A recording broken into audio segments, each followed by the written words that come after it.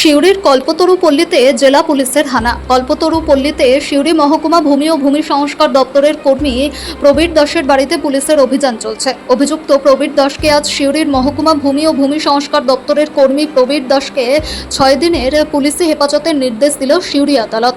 আজ আদালতে সরকারি আইনজীবী বিভাস চ্যাটার্জি জানান, এই অভিযুক্তের কাছে থেকে 5টা মোবাইল ফোন উদ্ধার হয়েছে এবং পাথর শিল্পাঞ্চলে ডিসিআর চেকিং গেটে কোনো সরকারি কর্মী ডিউটি করবে তা ঠিক করতেন প্রবীর দাস। অন্যদিকে এই মামলায় বিভাস চ্যাটার্জি কিভাবে সরকারি আইনজীবী হিসেবে সওয়াল করতে পারেন তা নিয়ে প্রশ্ন তুলেছেন অভিযুক্তের আইনজীবী। এই কেসে তদন্ত করতে গিয়ে আমাদের একজন পাবলিক সার্ভেন্ট আজকে অ্যারেস্ট হয়ে এলো।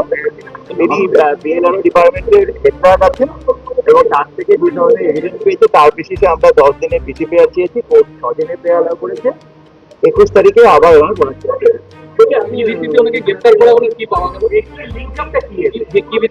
এনারা যে আমাদের এটাকে বলেছে যে ওনার মন্ডল এবং লোকেরা বিএলআরও কে বিভিন্ন সময় যে টাকা পয়সাগুলো দিত, সেই টাকা পয়সাগুলো কারা পেতো আর কারা কোন গেটে কাজ করতো সেই ব্যাপারে তদন্ত করতে গিয়ে এনার নাম উঠেছে এবং সেই ব্যাপারে আমরা পিসি পেয়ার করেছি।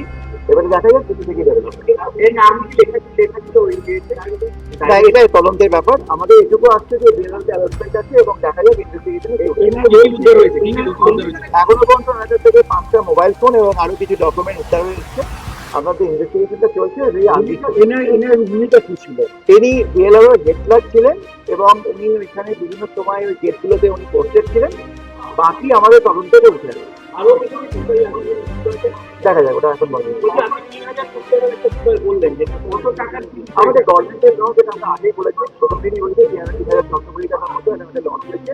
সেইটার উপরই কেসটা দাঁড়িয়ে আছে, ফেক ডুপ্লিকেট কার্বন চালানের উপর। তার উপর বেস করে বিভিন্ন সময় ইনভেস্টিগেশনে বিভিন্ন জিনিস যাচ্ছে এবং তারপর পরবর্তীকালে গিয়ে আমাদের পিসি পেয়ার আমরা করেছি। ইনভেস্টিগেশন চলতে চলতে সাবসিকুয়েন্টলি দেখা যাচ্ছে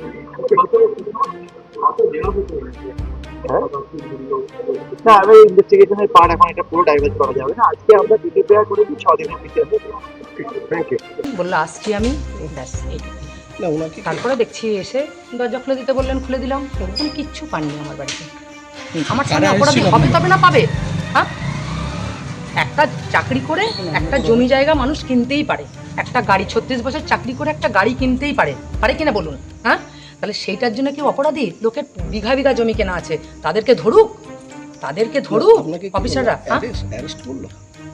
না, আমাকে কিছু বলেনি। না, কারা এসেছিল বাড়িতে? কারা এসেছিল বলতে মানে পুলিশ এসেছিল? হ্যাঁ, তো পুলিশই তো এসেছিল। ওরা দেখলেনি তো পুলিশ এসেছিল। ঠিক। আপনার নাম? আমার নাম স্বাতী দাস। হ্যাঁ, এই পাড়া প্রতিবেশী আক্রোশের জন্য এটা কদিন আগে একটা পোস্টে একটা এই সামনে বাড়ির ছেলেটি আমি নাম করে দেবো, আমি যেখানে হোক নাম করে দেবো। এবার আমি তো আর তো থেমে থাকবো না। আমি সবাইকে পাড়াতে কোঅপারেট করি, আমি কারোর কিছু হলে ছুটে বেরিয়ে যাই, কোঅপারেট করি। আমাকে সবাই খুব ভালোবাসে পাড়াতে, কিন্তু এদের সঙ্গে যা হোক একটু সামান্য একটু কিছু গণ্ডগোলে হওয়াতে এ একটা পোস্ট করেছিল। সেই পোস্টটা আমরা দেখতে পেয়েছিলাম। কি পোস্ট করেছিল? উল্টো পাল্টা পোস্ট একটা, যা নয় তাই। আমার যা যা আছে তাই। একটা চাকরি করে মানুষ কি করতে পারে? আপনারা সংসার করেন না? আপনারা কিছু করেন না বাড়িতে স্বামী ছেলে এই বউ ছেলের জন্য? ঠিক উনিও তাই। আমার ছেলে, আমার একটা ছেলেকে লোন করেও তো আমি পড়াতে পারি। লোন করে কলকাতায় পড়িয়েছি, বিটেক পাস করেছে। এগুলো তো স্বাভাবিক কথা। কত বছর চাকরি করেছেন? 36 বছর চাকরি করেছে। অনেক ছোট, অনেক অল্প বয়সে বাবা মরে গেছে। কি পেয়েছে? কিছু পাননি, কিছু পাননি। 81,000 টাকা, 81,000 টাকা কি আপনার আমার বাড়িতে কি পেতে পারে না? কোনো কারণে থাকতে পারে না? আর কিছু না। কেন নিয়ে গেল? জমি কিছু পেয়েছে? জমি, হ্যাঁ, জমির সাথে জমি কেনা হয়েছে। জমি কেনা হয়েছে বলতে আমরা ওর মানে ওনাকে নিয়ে গেলেন। ওনার কাকিমার কোনো ইস্যু ছিল না, ছেলে মেয়ে ছিল না। তা ওনার কাকিমা সম্পত্তি আমরা পেয়েছি সেই টাকা দিয়ে। ওই ডাঙালপাড়া ওনারা মারা গেছেন। হ্যাঁ, তো ওনাদের সম্পত্তি আমরা পেয়ে তাই দিয়ে একটা জমি কেনা হয়েছে। কতটা জমি তাও? হ্যাঁ, অল্প 2 কাঠা 4 কাঠা। হ্যাঁ, মানুষের থাকে না সেই রকম হাই লাখ কিছু নাকি। বলছি আপনাকে কিছু জানালো কেন নিয়ে যাচ্ছে? পুলিশ কিছু জানালো না? বললো কালকে কোর্টে যাবেন, তাই কালকে কোর্টে যাবেন তাই।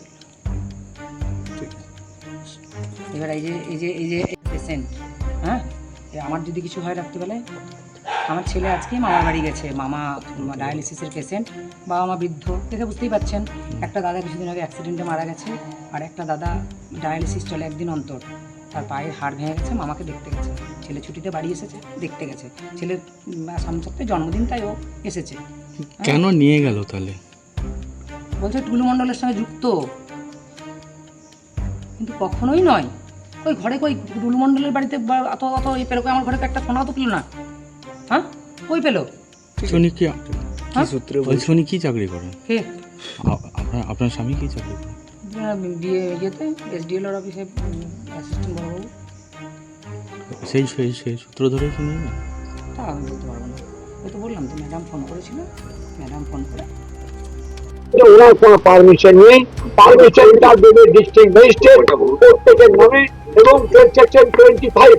উনি এখন 10 দিন ভাড়া নিয়ে বসে আছে, উনি যা পাবেন এসব করে যাবে। সামথিং হ্যাভ ডান, কিছু একটা আছে।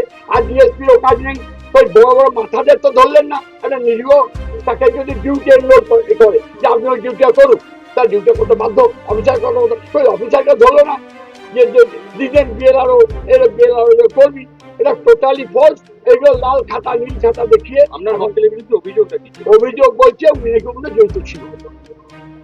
তার মানে ওর বোধহয় কোথাও বোধহয় কোনো কেউ সেন্ট দিয়েছিল, ও চাকরি করতো বিএলআরবি তো অনেক লোক চাকরি করে, তাদের ধরলা কেন? তো আজকে বিডিও বিএলআরকে ধরলা করো, ডিএমকে এডিএমকে সবাই তো এখানে। এবং এইটা যেটা ও বলার কোনো এখতিয়ার নেই, প্রত্যেকটি কেসের পারমিশন। আপনার মক্কেলের বিরুদ্ধে অভিযোগ ছিল তিনি ডিসিআর গেটে থাকতেন এবং সমস্ত কিছু র্যাকেটটা সিন্ডিকেটটা চালাতেন। এইটা আপনারা কি বিশ্বাস করেন?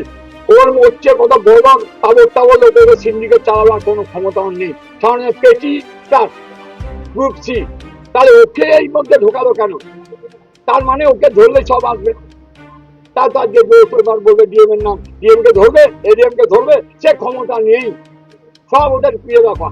আর এই যে মামার নাটক হচ্ছে দেখি, এই ভদ্রলোক 10 দিন ধরে বসে আছে, খালি টুলু মণ্ডলকে কি করে যা ইয়ে হয়, এটা কথা নয়। এখানে একদম পরিষ্কার বলা আছে ওনাকে পারমিশন পিপি যে সেকশন 25 এর কোডের যে তাকে পারমিশন নেওয়ার পরে উনি বলতে পারেন।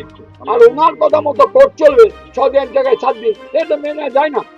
আপনার কোনো নাম?